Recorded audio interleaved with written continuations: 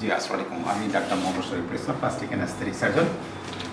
বয়স এখনও 14 হয়নি, কিন্তু তার গাইনোকোমাস্টিয়ার লেভেল আমরা দেখতেছি গ্রেড 3 গাইনোকোমাস্টিয়া।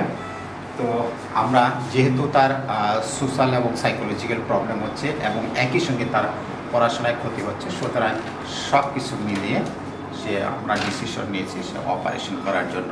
আমরা সাধারণত 16 বছর পরে আমরা অপারেশন করি, কিন্তু এই ক্ষেত্রে আমরা ডিসিশন নিয়েছি এবং এগুলি আমরা অনেক ক্ষেত্রে পেয়ে থাকি। অনেক ক্ষেত্রে এত সিভিয়ার থাকে যে পড়াশোনা করতে পারে না, সাইকোলজির প্রবলেম হয়ে যায় এবং ঘর থেকে বের হতে চায় না। এই সমস্ত নানাবিধ কারণে পোস্টারাল আরেকটা প্রবলেম সাধারণত সামনের দিকে ঝুঁকে থাকে। এই সমস্ত কারণে আমরা ডিসিশন নিয়ে থাকি যে আর্লি গাইনোকোমাস্টিয়া অপারেশন। তো আমরা অপারেশন করতে কথা বলবো। আমরা একটু মার্কিং করে নেই। ওজন কত বাবা? আমরা একটু স্কিন রিডাকশন করে দিব।